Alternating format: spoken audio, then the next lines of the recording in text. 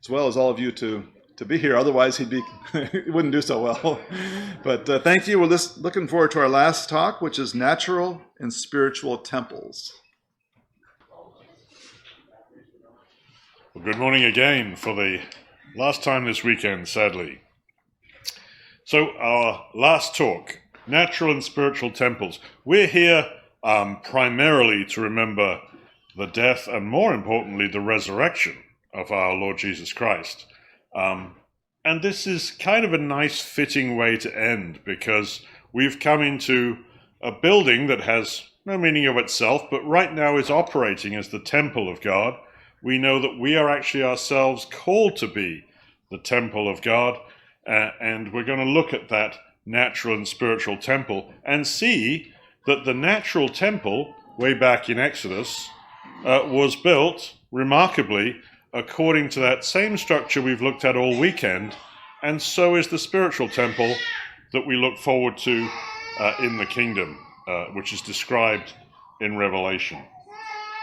Here we are then on our progress. We've completed 5 of the cycles of creation, and just 2 remain. They're nice and simple.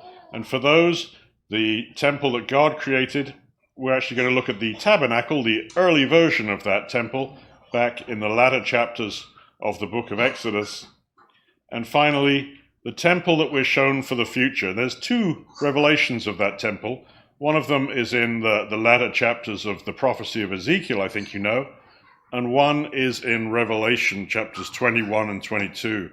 And what I find so beautiful about that is that if these sequences are true, and you must be the judge of that, you must test whether this evidence, whether this hypothesis stands up under the evidence I'm giving you. If that's true, it means that this pattern stretches quite literally from the very first chapter of the Bible to the very last. It is absolutely all-encompassing, and I find that beauty kind of justifies itself. Does that make sense? Let me quote a mathematician. That's what I'm actually thinking about. I'm thinking, don't quote the mathematician. Let's just quote the mathematician. And he says, when I'm looking for an answer, I never think about beauty. I just want to find the answer. Nevertheless, when I have found the answer, if it is not beautiful, I know it's wrong. And that isn't a logical statement, but it's a statement I believe in very powerfully. And same here. We've found the answer, and it's beautiful. And the fact that it's beautiful testifies to its truth as much as the logic testifies to its truth. I'm better at logic than beauty in so many different ways, but I do at least notice beauty, even if it's not my area of expertise. So it's a beautiful thing to see that these 7 are also very symmetric. God did 3, well actually 4, and Jesus did the other 3, and those 3 cycles are themselves the same. But let's jump in.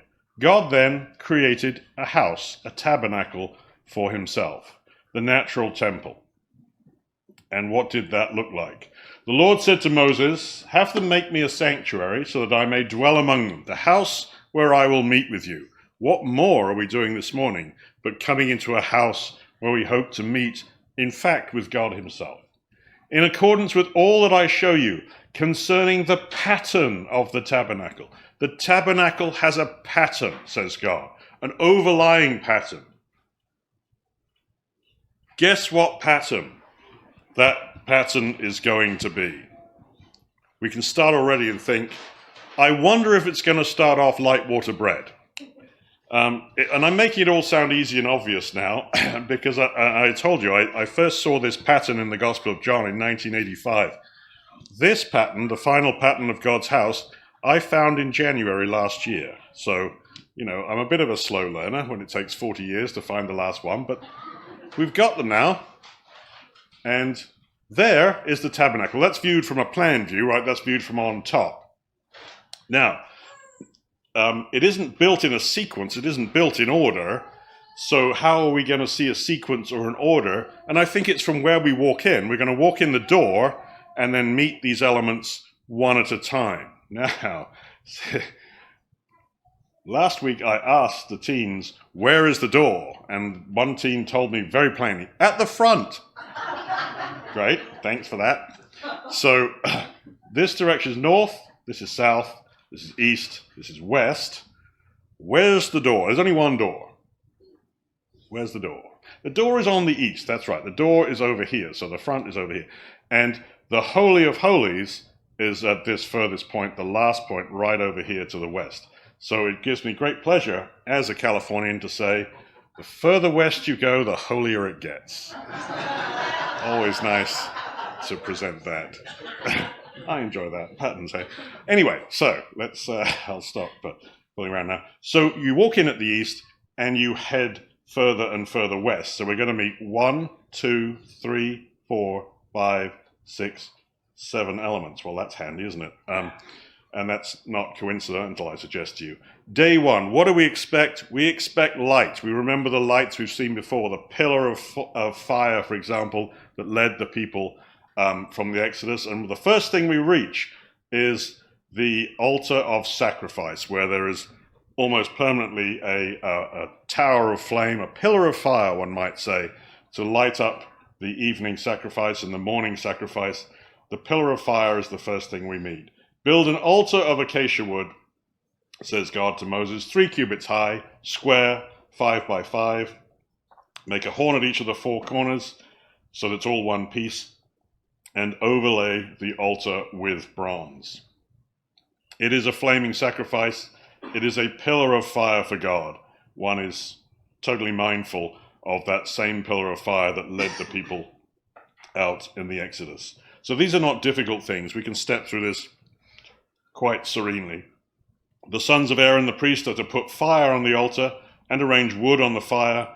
It is a burnt offering, a food offering, an aroma pleasing to the Lord. And notice the English language, and I realize it's not written in English, but notice the language here, how careful it is.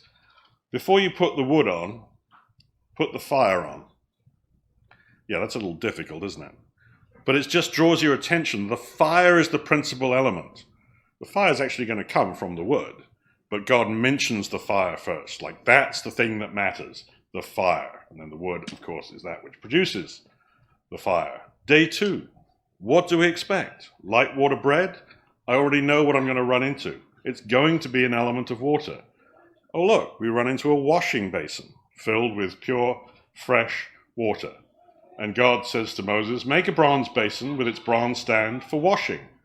Place it between the tent of meeting and the altar and put water in it. Aaron and his sons are to wash their hands and feet with water from it. Whenever they enter the tent of meeting, they shall wash with water so that they will not die. Now that sounds a little threatening, doesn't it? But there's a lovely little jewel of understanding hidden in there. Here's something you've all seen, and this may be confusing us because it sounds like a very threatening sentence here. You've all seen some version of that sign, right? There's a proprietor owns an establishment, and he says, well, look, if you work for me, if you're part of this place, you better wash your hands before you go back to work, for obvious sanitary reasons. And the threat that's not actually spelled out on the card is if you don't, you may lose your job. Your place here may be terminated. So it looks like God is being like the grumpiest restaurant owner of all time, saying, wash your hands before you return to work, otherwise I'm going to kill you. That's kind of harsh. And day 2 is always the happy day. Day 2 is life after death. And so that's not what it's saying. It's not saying, hey, you living creatures will be killed if you don't wash. God's saying, you know what you are. You're dead creatures. Even as you walk around, you're dying every single day. You are dead creatures. But if you wash in this basin, you will not die. I'll give you a source of life for those who are all dying. There you are, you sacks of salt water walking around. Wash in my basin, you dying creatures, and you will receive life if you do wash. So this isn't a threat of death if you don't. There's no threat of death. There's never a threat of death. Why not? Because you're already dying. We're already dead.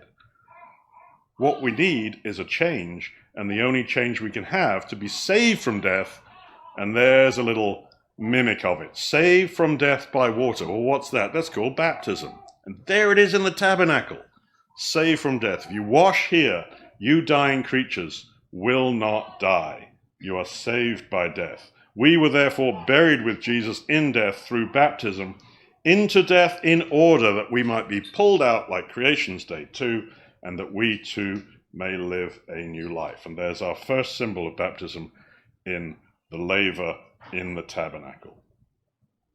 Day 3, what's going to happen next? Light water bread, it's so easy. Somewhere there's going to be, oh look, the next thing you run into, the bread of the presence, light water bread, staring us in the face. And I didn't see it myself until January last year. Make a table of acacia wood, 2 cubits long, overlay it with pure gold, make a gold molding on it, put the bread of the presence on this table to be before me at all times. Does God need to eat? No. Then why does the bread need to be there the whole time? Because we need to eat. And God's saying, in my house, feeding is available 24/7, 365. My feeding, my nourishment is always available to you. Nourishment is always available. I am the bread of life, says Jesus. We saw that in the study class. Whoever comes to me will never go hungry. Whoever believes in me will never be thirsty. Lord, evermore give us this bread, said the people, because the nourishment was always available as God had commanded about 1.5 millennia beforehand, because he knew this pattern by which he was building. It was the same pattern every time. Isn't that beautiful? So there's the end of our bottom, there's the end of our lower frame, the flames of the burnt offering, the light, the water in the basin that gives life to dying creatures, and the bread of the presence, which is always available. Let's move on. Day 4. This is where we expect to find 2 elements. What do we expect to find? Some sort of repeat of the first one. The first one was an altar, and some sort of essence of judgment. Well, the next item that we run into, very simply, is the lampstand. So there's light from the lampstand. Make a lampstand of pure gold. Aaron and his sons are to keep the lamp from burning before the Lord from evening till morning. Now, where's the rulership or the judgment? That comes with the altar of incense. Now, at this point, you may say, hang on a minute, aren't you cheating? Yes, you want 2 elements for your day 4. Whoopsie. You want 2 elements, but who says you're allowed to just grab the next 2 things and push them together and say, oh, these 2 belong together? Because that's what I'm trying to do. Who gives me the authority to do that? I have no authority, but God insists on it. You're not allowed to touch these lamps unless you offer on the altar. It says that right there. Make an altar of acacia wood. Aaron must burn fragrant incense on the altar every morning when he tends the lamps. So the lamps and the altar have to go together, says God. These 2 must be tended at the same time. You touch the lamps, you must offer on the altar. God has insisted on a 2-component system for the 4th element that you read. And if you've read Genesis 1, you're like, no surprise. I've read Genesis 1. I expected that. Once a year, Aaron shall make atonement on the horns of this altar here. This altar here is clearly a reflection of that altar there, because they're both altars. And where here we have light, here also with our lamps, we have light. So we have burning incense on the altar every time that the lamps are tended and set to burn. Okay? Light with a sense of judgment, light with judgment, tied together for day 4. I just said that. We'll learn my slides a bit better. Day 5. What's next? Bad things. Death. Death? Where's death in the tabernacle? The best thing you can do, what's the next thing you run into? Right here. The veil. The barrier between man and God. That's what keeps us from meeting with God. There's a veil. And we cannot have any life until, and you know your New Testament, until that veil is torn open, until someone makes a path through that veil. The barrier. Make a curtain of blue, purple, and scarlet yarn, finely twisted linen. Hang the curtain from the clasps, Place the Ark of the Covenant, the presence or the most intense presence of God. Place the Ark behind the curtain. The curtain will separate. That's what it does. Separates man from God, separates us from the ultimate source of life. If you're going to find death anywhere in the tabernacle, it's the barrier between man and God. We are separated from God by that veil. And how do we get through that veil? Interestingly, by a different day 5. We have confidence to enter the most holy place. We can get through the veil by the blood of Jesus, by a new and living way opened for us through the curtain, through the veil. That is his dead body. In other words, the crucifixion metaphorically splits the veil. And on the crucifixion day, in case we weren't paying attention, God gave us the extra clue. And on the crucifixion day, I think, Robert, you mentioned this, the veil was physically torn from top to bottom, just as God would grab it from above. And so the crucifixion day, day 5 of sequence 5, breaks through day 5 of sequence 7 and allows us to get to God. But the veil itself is the barrier. It's the day 5 element. And day 6, what are we looking for? Oops. We're looking for Adam, we're looking for Joshua, we're looking for Jesus. We're looking for one man who will lead us to a place we can't otherwise go, and we find the area that only one man can go into, the high priest. Make an atonement cover of pure gold on the ark, make 2 cherubim out of hammered gold. There above the cover between the cherubim, I will meet with you. Who's you? All of you? All of us? Not at that time. Only one man could go there and meet with God on behalf of the people. He was, of course, the great high priest. No one is to be in the tent of meeting except Aaron, who goes into the most holy place. So Aaron, the high priest, is the one and one only, the one man alone who can lead his people to God. Only the high priest entered that inner space, says the writer to the Hebrews. And that's what gives us the tabernacle. As we go from east to west, we meet these elements. 1, 2, 3, 4, 5, 6, 7, but 2 of them, of course, are bonded together by Exodus 30.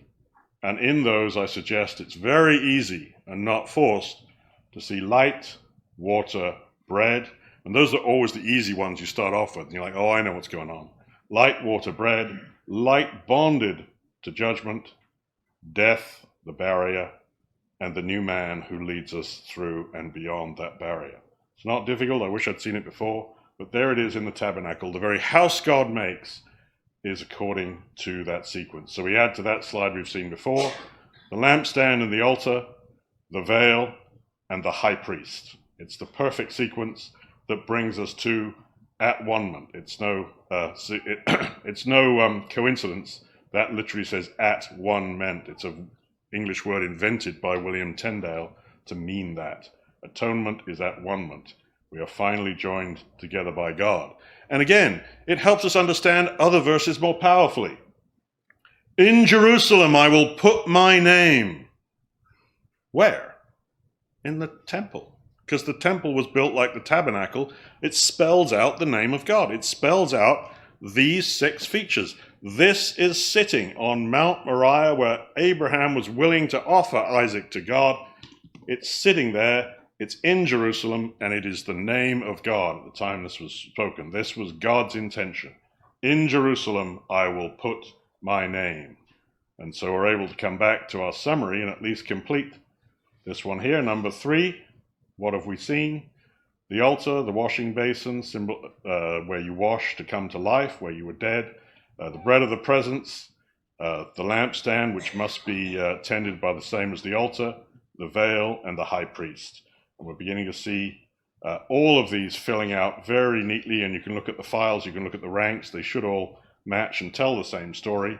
And then we'll just jump over to finish and land on the very last sequence of all, the revelation of the temple to come, the temple that doesn't exist yet, but because we are given the eyes of the future via the word of God, we can still see it. We see it in Ezekiel, and we see it in the book of John, that is the revelation given to John. And the interesting thing is, and I don't know why this is, so Ezekiel is only shown the lower level. He sees light water bread, and then his vision tails off. And John is shown the same thing, light water bread, and then John is shown the rest. Revelation completes what is started in Ezekiel, I believe. Test me on that. The spiritual temple. What does Ezekiel see? Ezekiel says, I saw the glory of the God of Israel coming from the east. The land was radiant with his glory, coming from the east. Why is it coming from the east? You could say, well, that's where the sun rises. Okay, fair enough. But it's the glory of God, not the sun. It comes from east to west. It's traveling through the temple, through the tabernacle, east to west. What does John see? I did not see a physical temple in the city because the Lord God Almighty and the Lamb are its temple. The city doesn't need the sun or the moon to shine on it, for the glory of God gives its light, and the Lamb is its lamp. It's the same vision. And Ezekiel and John see the same thing. Day 1, a city of light. Day 2, what do they see? We already know what they're going to see next. You now know your chapters of Ezekiel and Revelation without even reading them. If we've just had light, we're going to have water. Oh, look, I saw water coming out from under the threshold of the temple toward the east, a river I couldn't cross because the water had risen and was deep enough to swim in, a river that no one could cross. And realize again, physically, in the physical world, this is nonsense, right? If you go back to your house and you see water pouring out from under the threshold of your door, you are not going to throw up your hands in joy and say, oh, look, the temple of the Lord, are you? No, you're going to panic, and rightly so, because most everything is ruined. This is not how you build anything, but it's spiritual. So after the day of light was bound to be the day of water. What does John see? The same thing. Then the angel showed me the river of the water of life, not just any water, but that water that Jesus supplied. The river of the water of life, as clear as crystal, flowing from the throne of God and of the Lamb down the middle of the great street of the city. Ezekiel and John, they see the same thing. Water. What are they going to see next? We already know. It'll be straight out of Genesis chapter 1. I saw a great number of trees on each side of the river. Okay, and what are these trees for? Food. Every month they bear fruit because the water from the sanctuary, the water of life, flows to them. Their fruit will serve for food and their leaves for healing. And what does John see? Exactly the same thing. On each side of the river stood the tree of life. So not just any tree, but straight out of Eden. And from Genesis 1, on each side of the river stood the tree of life, bearing 12 crops of fruit each month, that's right, yielding its fruit every month. And the leaves of the tree are for the healing of the nations. Light water bread. God and the Lamb are the light of the city. The river of life flows through the city, and the tree of life stands somehow on both banks of the river no man can cross, which leaves are for healing and for nourishment of the nations. Light water bread. At this point, Ezekiel's vision closes. The Old Testament vision closes at the lower level. Why? I don't know. But John's vision from Jesus continues. And so from now on, we see just what John sees. What do we expect to see next? We know it's going to be a return to light with some element of judgment or rulership. That hasn't come up right. Oh, that'll do. There will be no more night. They will not need the light of a lamp or the light of the sun. Notice that's a repeat. We've already been told the city is of light. For the Lord God will give them light, and they will reign forever and ever. Just as, immortalized really in Handel's Messiah for those who sing it, right? Light combined with rulership. The city of the light will contain those who will rule all nations forever and ever.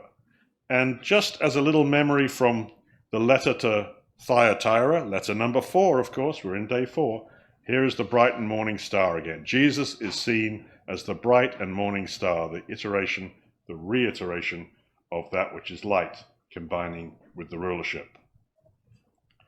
What comes next? Day 5.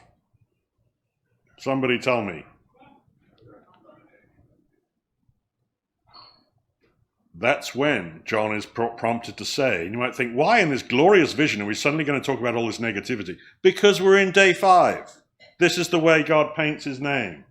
Outside of the dogs, those who practice magic arts, the sexually immoral, the murderers, the idolaters, and everyone who loves and practices falsehood. It's the day of the dead. And they're outside the city of light. Tragically, we don't pour scorn on them. We can sympathize with them, but alas, they are lost. And there's a warning there as well, even for us. I warn everyone who hears the words of the prophecy of this scroll. If anyone adds anything to them, God will add to them the plagues. And if anyone takes away from this scroll, God will take away from that person any share in the tree of life and in the holy city. And again, it's the same as we said before, right? It has to be day 2 and day 5 mention life and death. They both mention both words. One's life out of death, one is death in life, or your removal from the path of life to be amongst those who lie outside the city of light and who are doomed. And finally, we're looking for the coming of the King.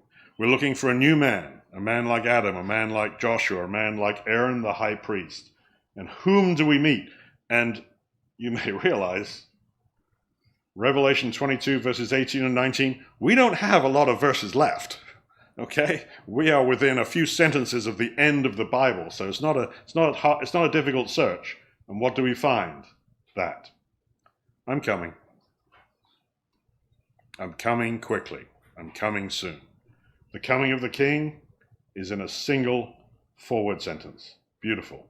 And you're within, one verse at the end of the Bible itself. There it is. What started in Genesis 1 is concluded with the very last verses of the Bible. The coming of the King, day 6 of the formation of the spiritual temple. So that's what we had before. To that we can add the morning star who holds the judgment of those those who are removed from the tree of life, who are outside the city of light, and Jesus is coming.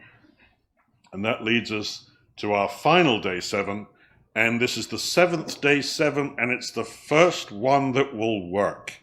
All the other day 7s went wrong. Why? Because humans. But finally, there will be changed humans, and we hope to be among them. Not by our own strength, not by our own righteousness, not by our own intelligence. Remember, that's what God said to the Israelites when they went into the land. I'm removing them and replacing them with you. And it's not because of your righteousness, because you're not particularly righteous at all, as it says in the book of Numbers. Not because of our righteousness, but because it's the will of God. And those who listen to it and reach out and grasp his grace will finally be at one, atoned with God himself. Behind it all, his name, the name that he calls out, and everything but everything comes to be. Our last slide and our last visit to our last slide. Here we are. We've made it to the end, the 7th sequence of creation. We have seen, what have we seen? A city of light, seen by Ezekiel and John. A river of water flowing from that temple, seen by Ezekiel and John. A tree of life either side of that temple, seen by Ezekiel and John. And then John shown the city of light containing those who will reign forever and ever, those who lie outside the city, dead, and the coming of the King. And I think that 7th sequence works alongside all the 6 that preceded it. Here then is the message of God according to his name. You ever wonder why names were so important? I can't answer that question very well, but when you see how complex and how far-reaching is the name of God, no wonder we consider names so important. No wonder we like to be known by our name. No wonder we enjoy when someone remembers our name. Names are tremendously important, and perhaps this is partly why. The sequences of creation we've introduced, but we could have gone laterally. Hopefully that'll all still work. Let's just run a test to finish. We'll take day 5, for example, or day 6. Day 5, the creation of whatever creature it is that would represent the serpent, would represent the devil. No wickedness in the creation itself, of course, just a creature chosen as a symbol. We saw that. The day of the serpent, 40 years long, rebellion against God and the serpents that were sent to bite them and kill more than 10,000 of their number. The house that had a barrier between man and God that kept us away from God, the veil. We saw Jesus, dead, defeated by the serpent temporarily, the bruised heel of the seed of the woman. We saw ourselves and how we have to pick up our cross and follow Jesus. We saw Sardis, the church that had a name that it was alive and was dead, and we saw those who lay outside of the city of light in death. And perhaps more encouragingly, let's finish on a happy note, why don't we? Let's look at day 6, and we'll see the new man, and we'll see who it is. It's only in the bottom corner you finally learn, but we knew all along. It was Jesus all along. Jesus, the Son of God, the man alone, the one and only man. Jesus, and his name was Jesus, who leads us into the promised land. Jesus, who is the great high priest. Jesus, who is the key holder of David, for whom all locked doors stand open. Jesus, my Lord and my God, says Thomas, appropriately. Jesus, the key holder again, who opens and shuts and is the pillar in the temple of God. The man from Nazareth who says very simply, "Behold, I am coming quickly. Even so, come."